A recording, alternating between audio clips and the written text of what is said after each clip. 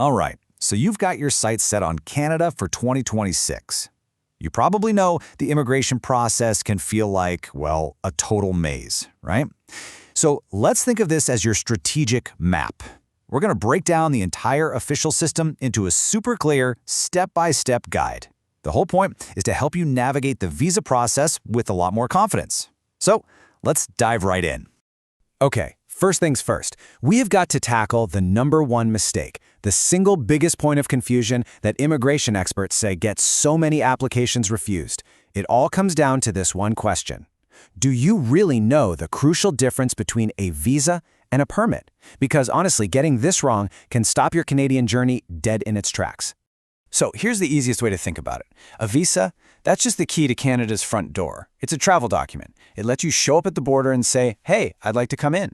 But that key doesn't give you the right to actually live inside the house, right? For that, you need a permit, a study permit or a work permit. That's your status document. That's what gives you the legal right to stay and do things inside Canada. You're often going to need both, but mixing them up, oh, that is a huge mistake. All right, now that we've got that sorted, let's figure out what your actual path looks like. You see, the Canadian system is super specific. Your success really hinges on picking the application that matches your true intent. So let's take a look at the 4 main paths and see which one is yours. First up, we've got the most common one, the visitor visa. Now, its official name is a temporary resident visa, or TRV. This is your go-to for things like tourism, visiting family, or popping in for a few business meetings. But here's a really important detail you can't forget. Even though the visa itself might be good for up to 10 years, each individual stay is almost always limited to just 6 months at a time. Okay, path number 2, studying in Canada. For this, the golden ticket is the study permit, and there's a huge update for 2026 you need to know about. It's a brand new requirement called a Provincial Attestation Letter, or PAL for short. For most students, this is now a total must-have. Now, one of the best parts about this path? It lets you work up to 24 hours a week off campus, which, as you can imagine, is a real game changer for a lot of students. Now for path number 3, the work permit. And I'll be honest, this one is often the most complex. It really breaks down into 2 main flavors. First, you've got closed permits. Think of this as being tied to one specific employer. That employer usually has to get something called an LMIA, which basically proves they couldn't find a Canadian for the job. Then you've got the open permits. These are way more flexible. They let you work for almost anyone. The most famous example is the post-graduation work permit, which is what many international students get after they graduate. And last but not least, path number 4, the one that's the ultimate goal for so many people, permanent residence, or PR. This is the real deal, the true immigrant visa. It's what gives you the right to live and work pretty much anywhere in Canada forever. For skilled workers, the main ways in are through the big federal system called Express Entry or through the provincial nominee programs, the PNPs. That's where specific provinces can say, hey, we need someone with your skills and nominate you directly. So, the big question. What's all this going to cost and how long is it going to take? This little table gives you a really nice at-a-glance look at the government fees and timelines for 2026. You can see the temporary routes, visitors, study, work are pretty affordable. But then look at that jump for permanent residents. We're talking over $1,500 just to get started, and the wait time stretches from months to maybe a year or even more. So yeah, budgeting for both the money and the time is absolutely crucial here. Okay, I know that might seem like a lot to take in. But here's the good news. The days of mailing in giant stacks of paper are long gone. Everything is digital now. So let's just walk through exactly what that online process looks like. I promise, once you see it broken down, it's actually not that scary. It really just boils down to these 4 main steps. Step 1, you gather up all your documents and scan them into good, high-quality PDFs. Step 2, you go to the official government RCIC portal, make an account, and upload everything.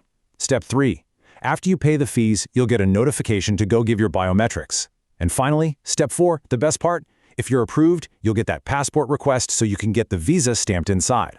So you might be wondering, what exactly are biometrics? It's a word that trips a lot of people up, but it's actually really straightforward. It's a mandatory step where you just go to an official visa application center, a VAC, and they take your fingerprints and a photo.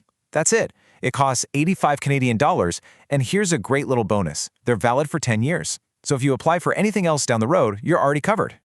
Okay, so you know the different paths and you know the digital process.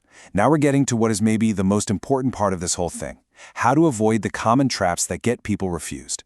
And the secret to doing this? is to learn how to think like an immigration officer. You have to see your application through their eyes. Let's talk about challenge number 1. This is, without a doubt, the biggest reason visitor visas get rejected. The officer simply doesn't believe you're going to leave Canada when your time is up. And look, it's nothing personal against you. It's just risk assessment.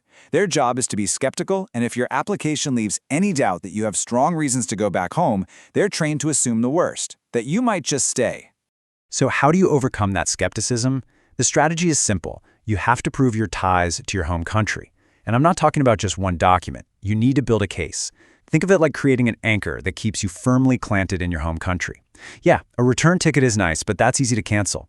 The real proof, the stuff that's truly convincing, is evidence of a stable job, owning property, or having family members who depend on you. You have to show them you have a life to go back to. And here's the second huge trap. This one is all about money. You might think, hey, I just need to show a big number in my bank account, right? Wrong.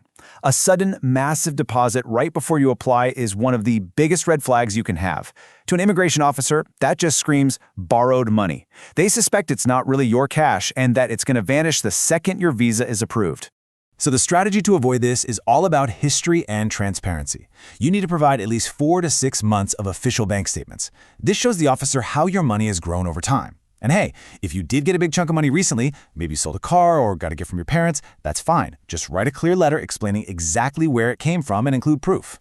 Remember this, consistency over time is way more powerful than a big balance that just showed up yesterday. And this right here is why avoiding those traps is so important. A visa refusal is not a temporary setback. It doesn't just disappear. It goes on your permanent immigration record with Canada forever.